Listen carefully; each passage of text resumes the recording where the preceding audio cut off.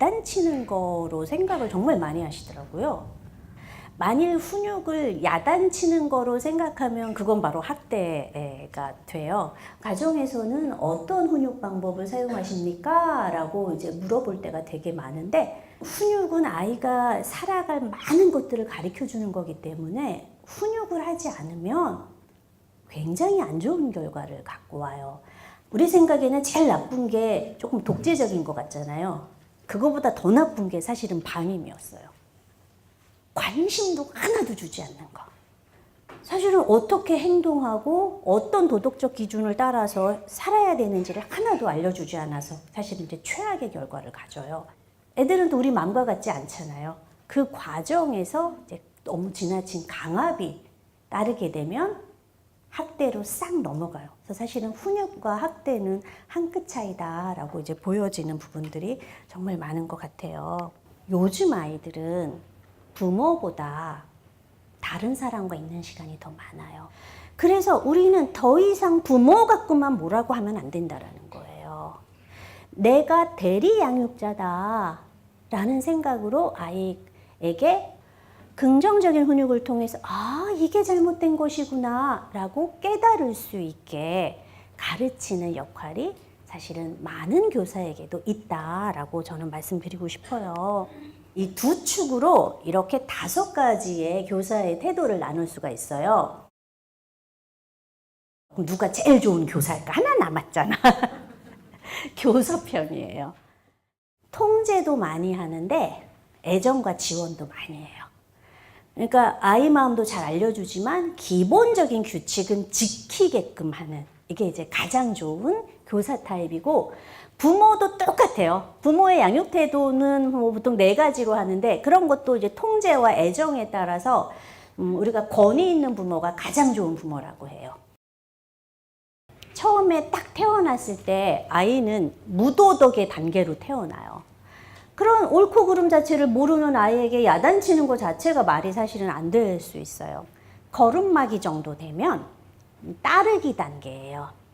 상벌에 따라서 되게 많이 해요. 자기가 어떤 행동을 했을 때 그거에 따른 어떤 제한과 불이익을 얻게 되면은 그 행동을 안 하는, 요 따르기 단계가 있고, 조금 유아기에 오게 되면 동일시 단계라고 해요. 그거는 자기가 좋아하는 사람을 따라하는 단계예요. 엄마가 저기 가서 이제 투썸 플레이스 가가지고 이렇게 눈치 보면서 그냥 티슈를 이만큼 갖고 왔잖아요. 그럼 얘가 그걸 싹 보는 거지. 자기도 다음에 커피숍 가거나 거기에서 빨대랑 티슈를 이만큼 갖고 와요. 왜? 엄마가 한 거 보고 그대로 따라하는 거예요. 동일시 단계예요. 이 시기가 이제 유아기에 주로 많이 이제 일어나요. 그리고 이 과정에서 적절한 훈육이 들어가면 드디어 아이는 내면화 단계에 이르러요. 그 전까지 동일시 단계까지는 스스로 옳고 그름을 판단을 못하는 상태예요. 그러니까 부모님들이 저한테 굉장히 많이 하는 얘기가 유아기 때는 따끔하게 혼냈고 아이 입에서 다시는 안 그럴게요 라는 말을 들었는데 왜 10분 후에 그 행동을 또 했다라는 거야. 뭐 어떻게 제가 그럴 수 있냐. 당연한 게 옳고 그름의 기준을 갖고 있지 않기 때문이에요.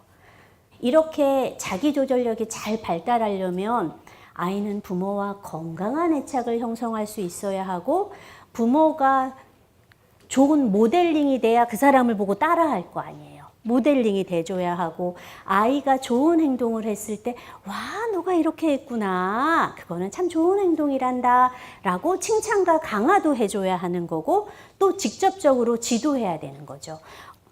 모래를 사람 얼굴에 뿌리면 안 돼. 그러면 모래알이 눈에 들어가거나 코가 들어가면 다칠 수 있거든. 그렇게 하지 마 라고 아이가 잘못된 행동을 했을 때 직접적으로 알려주는 것도 하셔야 하고, 또 인지 능력도 되게 중요해요. 아까 말한 것처럼 2~3살 아이는 가르치면 그때뿐이고 좀 있으면 또 잊어먹어요. 그걸 가지고 한두 번 말했는데, 혹은 내가 종아리 5대 때렸는데 그래서 애가 싹싹 빌었는데 왜 또 말을 안 들어? 이런 기대를 하는 것도 좋지 않아요. 가장 많이 그 아이들이 이렇게 자기조절력을 습득하는데 저해가 되는 요인은 열악한 환경, 불안정한 가정 환경이에요. 애착은 양육자와 아기 간의 건강한 유대감, 친밀한 유대감에서 비롯되는 거고, 거기서 형성된 어떤 자아상과 타인상이 평생을 거쳐서 평생뿐 아니라 자자손손 영향을 미쳐요. 그건 연구 결과에서도 사실 그렇게 검증이 됐어요. 그래서 사실은 모든 훈육의 기본은 뭐냐면 아이와 좋은 애착을 형성하는 거예요. 그래서 모든 훈육의 기본은 좋은 관계에서 시작되기 때문에 교사와 그리고 부모는 아이와 좋은 관계, 애정적이고 친밀한 관계를 형성하는 게 반드시 돼야 하는 거죠. 도덕적으로 내가 괜찮은 사람이다 라고 생각할 수 있게 도덕적 자기 개념, 긍정적인 도덕적 자기 개념을 정말 심어줘야 돼요. 결국 사람들이 좋은 행동을 하는 이유는 딱 이거 하나예요. 내가 좋은 사람이니까. 내가 좋은 사람이니까 이 행동을 하는 거예요. 어떤 때는 아이의 의도가 순수하지 않을 때도 있어요. 가령 선생님이 이렇게 빵을 이만큼 사갖고 왔는데 애가 이렇게 딱 봤는데 자기는 팥빵을 좋아하는데 자기가 집은 게 크림빵이야. 옆에 애한테 야 이거 너 먹어? 줬어요. 보니까 얘가 칭찬할 게 별로 없는데 저것이라도 인위적으로 만들어서 칭찬을 해주자. 도덕적 긍정적인 자기 개념을 만들어주자. 너는 배려심이 깊은 아이구나. 이렇게 해주란 말이에요. 사춘기나 청소년 애들은 왜 그래요? 이걸 해요. 그러면 이제 아씨 괜히 했나 봐. 이런 생각이 들잖아요. 이제 좋아하지도 않나 봐. 아니에요. 속으로는 걔도 진짜 헛파째지게 좋은데 표현을 못할 뿐이에요. 너무 쑥스러워서.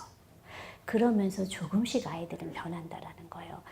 그리고 사회적 히스테리도 부린다라고 하는데 이게 뭐냐면 이때가 되면 아이는 규칙이 부모가 제시한 규칙에서 또래의 규칙으로 그냥 넘어가려고 해요. 그런데 이게 또래의 규칙과 부모의 규칙이 강하게 충돌을 해요. 가령 학교에서는 내가 어느 정도 화장을 해야 먹여줘. 이렇게 좀 해야 그래도 너는 우리 집단의 일원이야. 너 했구나. 너 오늘 너 립글로스 색깔 정말 이쁘다. 막 이거 해야 되고 야 너 마스카라 어디 거야? 에뛰드 거야? 막 이거 해야 되는데 부모가 무슨 어린 것이 화장을 막 이렇게 하잖아요. 그러면 이제 아이가 미치겠는 거야 이 가운데서. 그래서 히스테리를 부리는 거예요. 또래의 규칙과 부모의 규칙 사이에서 이 갈등을 하는 이런 아이들의 심정을 잘 이해하면서 조율해 주는 것들이 무엇보다 필요해요. 이때 애들은 전체적으로 뭔가 불안정하고 초조하고 뭔가 서투르고 그리고 게으른 게 이때의 발달적 특성이에요. 그래서 훈육 상황, 뭐로 제일 많이 싸워요? 방 청소 안 하고 아침에 안 일어나는 거. 사춘기 때는 잠이 쏟아져요. 안 일어나! 때리고 막 유아기 때는 그냥 주말이면 6시 일어나갖고 엄마 놀자자고 깨우던 녀석이 막 죽어도 안 일어나. 그거로 정말 많이 싸우고 아이들이 표현하는 초조감, 외로움, 불만 자체를 정말 수용을 해주셔야 돼요. 수용과 인정, 용서와 처벌을 구별한다. 이게 뭐냐면 아이의 마음을 수용한다라는 건 동조한다라는 뜻이 아니에요. 나는 완전히 그거를 인정하지는 않지만 너는 그렇게 생각하는구나. 너는 그렇게 느끼는구나. 이게 수용이에요. 또 아이가 잘못을 했을 때 그래 용서해 줄게 라고 하는 것들이 완전히 면죄부를 주는 건 아니에요. 이 아이의 잘못은 내가 용서해 주지만 받아야 될 벌은 받아야 된다라는 뜻이에요.